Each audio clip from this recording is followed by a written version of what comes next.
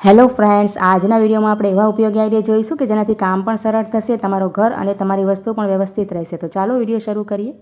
ક્યારેક આપણે હાથથી સિલાઈ કરતા હોઈએ ને તો આ રીતના થોડી ઘણી આપણી પાસે દોરાની રીલ્સ હોય ને તેને આપણે આ રીતે ચશ્માના એક ખાલી બોક્સમાં સરસ રીતે સેટ કરી શકાય, એટલે કે રાખી શકાય સાચવીને. આ રીતે રાખવાથી ખૂબ જ સરસ રીતે રહેશે, એકબીજામાં દોરા પરોવાશે પણ નહીં અને તરત આપણને મળી જાય. હવે આપણે આ રીતના એક સ્પંજનો પીસ લઈ લેવાનું, અથવા તમારી પાસે રેક્ઝિન જેવું હોય ને પોચું નરમ તે પણ લઈ શકો. અને આ રીતે ડબલ સાઇડ ટેપનો એક પીસ આપણે કાતર વડે કાપી અને તેનું ઉપરનો ઢાંકણનો બંધ કરવાનો ભાગ છે ને ત્યાં કોઈ પણ જગ્યાએ આપણે આ રીતે વચ્ચે કે પછી આજુબાજુ ચોંટાડી દેવાનું.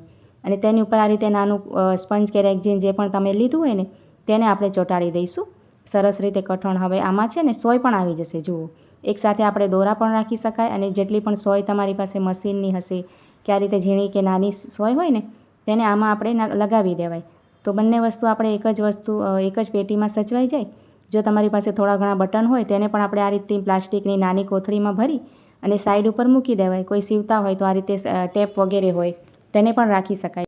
તો આ રીતે રાખવાથી એક જ જગ્યા ઉપર આપણને બધી વસ્તુ સાથે મળી જશે અને સચવાયેલી પણ રહેશે, ખોવાશે પણ નહીં. અને આનો ચશ્માનો પેટીનો પણ સરસ ઉપયોગ થઈ જશે. ત્યાર પછી જો આ રીતના જે આપણે ડ્રોવર હોય છે ને, કબાટમાં હોય છે મોટા, કે પછી આપણે ડ્રેસિંગમાં હોય છે, તો આપણે તેમાં ઝીણી ઝીણી વસ્તુઓ રાખવી હોય ને તો તેના માટે શું કરાય કે આ રીતના ચશ્માના આપણી પાસે એક બે ખાલી બોક્સ પડ્યા હોય ને તે આપણે લઈ લેવાના અને તેને ખોલી લેવાના. જુઓ, અને આ રીતે સેટ કરી લેવાના, સરસ ખોલી અને આ રીતે રાખી દેવાના. હવે આપણે આ રીતના કોઈ પણ ઝીણી ઝીણી પિન હોય, સેફ્ટી પિન હોય કે પછી હેર પિન હોય ને એમને એમ રાખીએ ને તો ક્યાંય પણ આપણે મળે નહીં, તરત જ ખોવાઈ જશે, કેમ કે ઝીણી હોય છે. અને આ રીતના જે નાના નાના ક્લચર હોય, નાની બાળકીઓને આપણે નાખતા હોઈએ, રબડ હોય નાના નાના, તે બધા જ આ રીતના ચશ્માની પેટીમાં સરસ રીતે ગોઠવાઈ જશે. જુઓ, અને વ્યવસ્થિત પણ લાગે અને આપણે બધી વસ્તુઓ ટાઈમ ઉપર જ્યારે પણ જોઈએ ને ત્યારે મળી પણ જાય. જુઓ, તો આ તમારી પાસે 3 હોય ને તો 3 સાઈડમાં ગોઠવી અને ઘણી બધી વસ્તુ રાખી શકો. તો ખૂબ જ સરસ આઈડિયા છે, જરૂરથી તમે ટ્રાય કરજો. અને આઈડિયા સારો લાગ્યો હોય તો લાઇક કમેન્ટ પણ જરૂરથી કરજો. સરળતાથી બંધ પણ થઈ જશે. જુઓ, ત્યાર પછી જુઓ આ રીતે આપણે ચશ્માના બોક્સ જૂના આપણે ફેંકી દઈએ કે એમને એમ પડ્યા હોય તો તેમાં બાળકોને આ રીતે કલર ભરી શકાય. જુઓ, કલર આપણે બાળકોને જ્યારે પણ ડ્રોઈંગનો પીરિયડ હોય કે પછી જ્યારે પણ જરૂર હોય ને ત્યારે લઈ જતા હોય, અથવા તો કંપાસમાં ન રાખતા હોય તો આ રીતે ચશ્માની પેટીમાં અલગથી રાખી શકે અને સરસ સચવાયેલા રહેશે અને તરત મળી પણ જશે. આ આઈડિયા નાનો છે પણ ખૂબ જ સરસ છે. જે પ્લાસ્ટિકની પેટીઓ હોય છે ને આપણે જ્વેલરી વગેરેમાં આવે છે કે બીજી પણ ઘણી બધી વસ્તુઓમાં આવતી હોય છે, તો આપણી પાસે ભેગી થઈ જાય ને તો આપણે શું કરીએ કે ક્યાંય પણ આપણે રાખી દઈએ, તેનો ઉપયોગ ન કરીએ. પણ આજે તેનો તમને ખૂબ જ સરસ ઉપયોગ બતાવું છું, તમને ખૂબ જ ઉપયોગી થશે. તો વિડીયોને એન્ડ સુધી જોજો. તો જો આ રીતના આપણે કોઈ પણ પ્લાસ્ટિકની પેટી હોય ને, જરાક નાની મોટી તમારી પાસે હોય તો પણ તમે લઈ શકો છો. અને ત્યાર પછી આ રીતના કોઈ પણ રેક્ઝિન હોય ને, પોચું નરમ આવે છે ને, સ્પંજ હોય કે તમારે રેક્ઝિન હોય, આપણે રેડીમેડ કપડાં લઈએ ને તેમાંથી નીકળે છે. જો આ રીતે સીટ તેની તે આપણે લઈ લઈશું.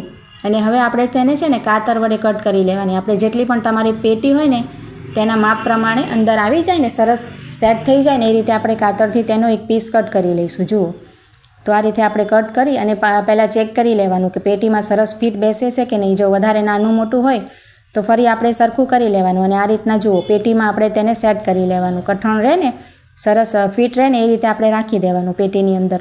હવે જુઓ આ રીતે આપણે જ્વેલરી ઘણી બધી હોય ને, ડાયમંડની હોય કે પછી એમને એમ હોય, તો આપણે શું કરીએ કે એમને એમ આ રીતના કોઈ પણ ડબ્બામાં કે કોઈ પણ વસ્તુમાં રાખી દઈએ. ને આપણે જ્યારે જોઈતા હોય ને કોઈ ઇયરિંગ્સ વગેરે તો આપણને મળે નહીં. તો તમે આ રીતે આ પેટી આપણે જે તૈયાર કરી છે ને, આપણે જે અંદર રેક્ઝિન પાથરીને તેની અંદર જુઓ તમે ખૂબ જ સરસ રીતે તમારા જેટલા બી નાના ટોપ્સ હશે કે પછી લાંબા ઇયરિંગ્સ હશે કે રિંગ હશે, એ બધી જ વસ્તુઓ તમને રાખીને બતાવું છું. જો આ રીતે મેં લાંબા ઇયરિંગ પણ એમાં આપણે જે પાછળથી આ રીતના બંધ કરવાના આવે છે ને તેને પણ આ રીતે આપણે નરમ હોય ને રેક્ઝિન તેમાં સરસ રીતે રાખી શકાય. જુઓ, તમારી પાસે જેટલા પણ હશે ને ડાયમંડની જ્વેલરી હશે કે આ રીતના હશે ગોલ્ડન, તેને રાખી શકશો. અને જો આપણે રિંગ રાખવી હોય ને તો આ રીતના જુઓ કોઈ પણ એક સાઈડમાં આપણે છે ને એક છરી લઈ લેવાની અને આ રીતના કટ લગાવી લેવાના. છરીથી સરસ રીતે આપણે ઊંડા કટ લગાવી લઈશું. જુઓ, અને ત્યાર પછી આપણે તમારે જેટલા પણ કટ લગાવો એટલા લગાવી અને આ રીતના રિંગને ઉપર ઊભી રાખી દેવાની. જુઓ, કટમાં સરસ રીતે બેસી જશે. રિંગ હશે ને તો આ રીતે બધા જ કટ જેટલા પણ લાગેલા હોય એટલા તમારે જેટલી પણ વીંટી રાખવી હોય ને એ રીતે સેટ કરી લેવાની. તો ખૂબ જ સરસ આ આઈડિયા છે. આપણે એક જ વસ્તુમાં જુઓ બધી જ્વેલરી સચવાઈ રહેશે. અને આમાં રાખવાથી 2 ફાયદા થશે. એક તો એ કે આપણી જ્વેલરી ખરાબ પણ ન થાય, એકબીજામાં પરોવીને તૂટે પણ નહીં અને તેના ડાયમંડ પણ ખરાબ ન થાય. અને ક્યારે પણ આપણે જોઈતી હોય ને, આપણે કોઈ ડ્રેસમાં મેચિંગ કરવી હોય તો આ રીતના સામે જ આપણને મળી જાય.